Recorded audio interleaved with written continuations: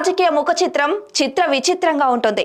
ఏ leader ఏ party తరపున పోటీ చేస్తారో, ఎప్పుడు ఏ కండువా కప్పుకుంటారో, పొద్దున ఒక పార్టీ, సాయంత్రానికి మరో పార్టీ, తెల్లారేసరికి ఇంకో పార్టీ. ఇదే ఓ గమ్మత్తు అనుకుంటే లోక్సభ వచ్చేటప్పటికి మరో ట్రెండ్ మొదలయ్యింది. ఓడిన వారే మళ్ళీ పోటీకి సై అనడం. మొన్నటికి మొన్న అసెంబ్లీ ఎన్నికల్లో సొంత నియోజకవర్గం నుంచే గెలవని వారు లోక్సభకు వచ్చేటప్పటికి మళ్ళీ పోటీకి రెడీ అయిపోయారు. పార్టీలు కూడా ఏ గణాంకాలతో అలాంటి వారికే టికెట్లు ఇస్తున్నాయో తలపండిన మేధావులకు కూడా అంతు చిక్కడం లేదు. అసెంబ్లీ ఎన్నికలు వస్తే మేమే, లోక్సభ ఎన్నికలు వచ్చినా మేమే అన్నట్లుగా ఉంది కొందరి తీరు. అక్కడ గెలవకపోతే ఇక్కడ జాక్పాట్ కొట్టవచ్చన్నది వారి ఆలోచన. ఈ విధంగా తోటి నేతల అవకాశాలను దారుణంగా దెబ్బతీస్తున్నారు.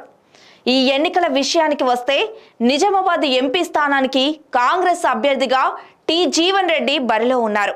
అతను జగిత్యాల అసెంబ్లీ స్థానంలో 15,000కు పైగా ఓట్ల తేడాతో ఓడిపోయారు. నిజానికి జీవన్ రెడ్డి ఉమ్మడి కరీంనగర్ జిల్లా నేతగానే పాపులర్.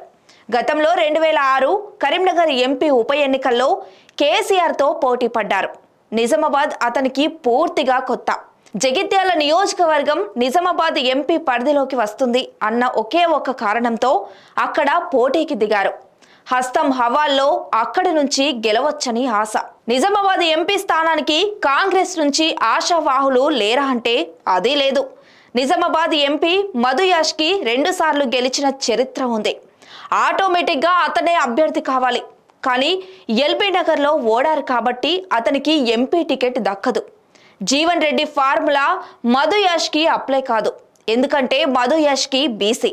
పొడి బాల్కొండ సీటు వదులుకున్న మాజీ విప్ ఈరవత్రి అనిల్ కు ఇచ్చిన మాట కోసమైనా ఎంపీ టికెట్ ఇచ్చారా అంటే అదీ లేదు.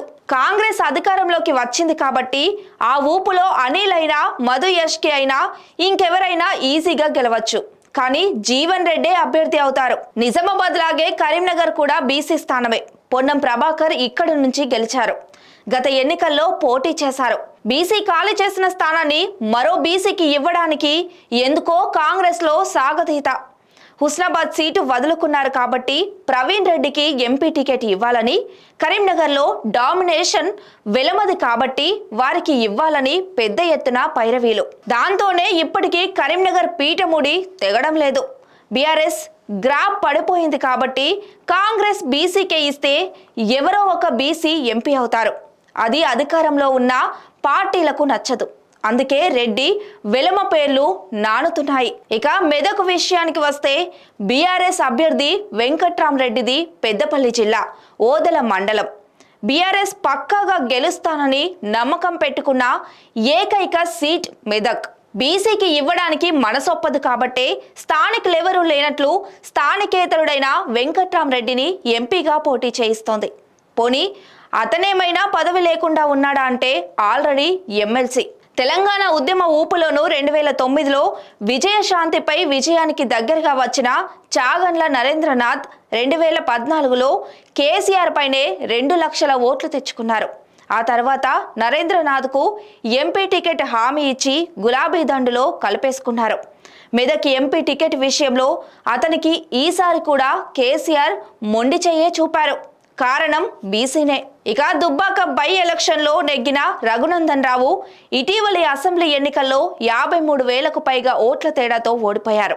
గతంలోనూ మెదక్ ఎంపీ స్థానానికి పోటీ చేసి ఓడారు. అయినా అక్కడ ఖర్చీఫ్ వేసుకొని కూర్చున్నారు. తాను తప్పితే బీజేపీ తరపున పోటీ చేసే వారెవరు లేరు అన్నట్లు ఫోకస్ చేసుకున్నారు. మోదీ హవాలో పార్లమెంటుకు వెళ్ళవచ్చన్నది ఆశ. ఆ లెక్కన ఎవరికి ఇచ్చినా మోదీ హవాలో గెలిచే ఛాన్స్ ఉంటుందన్నప్పుడు మరో కొత్త వ్యక్తికి ఇవ్వవచ్చు. కానీ అప్పర్ క్యాస్ట్ పాలిటిక్స్లో అవి జరగవు. మచ్చుకు ఇవి కొన్ని ఉదాహరణలు మాత్రమే.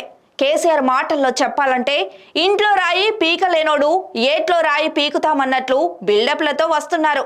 గెలిస్తే అది తమ క్రెడిట్, ఓడితే పార్టీ ఖాతాలో వేస్తారు. బండి సంజయ్, ధర్మపురి అరవింద్, ఈటెల రాజేందర్లు బలమైన నేతలుగా ఎదిగారు కాబట్టి తాము పోటీ చేసిన స్థానాల్లో ప్రత్యర్థులకు ముచ్చమటలు పట్టించారు కాబట్టి బీజేపీలో వారిని మించిన అభ్యర్థులు లేరు కాబట్టి సరిపోయింది. లేదంటే వారి స్థానాల్లోనూ అగ్రవర్ణాల ఖర్చు పడేదే. టికెట్ ఇచ్చే కాడ వాళ్ళు ఉన్నారు కాబట్టే వీలు చిక్కితే చాలు బీసీ స్థానాలు కనుమరుగు చేస్తున్నారు. నిజామాబాద్ ఎంపీ స్థానంలో రెడ్లకు చెక్ పెట్టి మధు యష్కి గెలిస్తే తెలంగాణ సెంటిమెంట్తో వెలమల చేతికి అందించారు. ధర్మపురి అరవింద్ అక్కడ మళ్ళీ బీసీ జెండా ఎగరవేశారు. కాంగ్రెస్ కూడా నిజామాబాద్ బీసీకే ఇచ్చుంటే ముగ్గురు కూడా బీసీ అభ్యర్థులే అయ్యేవారు. ఎవరు గెలిచినా బీసీ ఎంపీనే. కానీ రెడ్డితో చెక్ పెట్టే కుట్ర చేస్తున్నారు. ఇక కరీంనగర్ ఎంపీ స్థానం వెలమలదే అన్నట్లుగా బీఆర్ఎస్ మార్చేసింది. కాంగ్రెస్ కు అభ్యర్థులు లేని సమయంలో పొన్నం ప్రభాకర్ ధైర్యంగా పోటీ చేసి బీసీ జెండా రెపరెపలాడించారు. దానిని బండి సంజయ్ కంటిన్యూ చేశారు. బీఆర్ఎస్ గ్రాఫ్ పడిపోయింది. బీసీ ఎంపీ ఛాన్సెస్ ఎక్కువ. అధికారంలో లేని సమయంలో 2 సార్లు బీసీకే టికెట్ ఇచ్చిన కాంగ్రెస్ కు ఈసారి వారికి ఇవ్వడానికి మనసొప్పడం లేదు. బీసీ బండికి చెక్ పెట్టేలా కుయుక్తులు నడుస్తున్నాయి. తమ పబ్బం గడుపుకోవాలి కాబట్టి బీసీలకు 1 టికెట్లు విసిరేస్తున్నారు.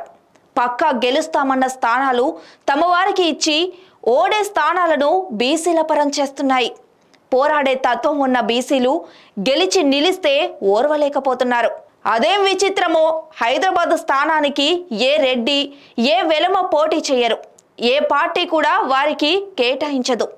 ఎందుకంటే అది ఓడే సీటు కాబట్టే ప్రతి పార్టీ బీసీ కోట కింద ఆ స్థానాన్ని చూపుతూ వస్తున్నాయి. ఒకవేళ హైదరాబాద్లో గెలిచే పరిస్థితి ఉంటే బీసీలకు కేటాయించేవారా అన్నది $1 మిలియన్ ప్రశ్న.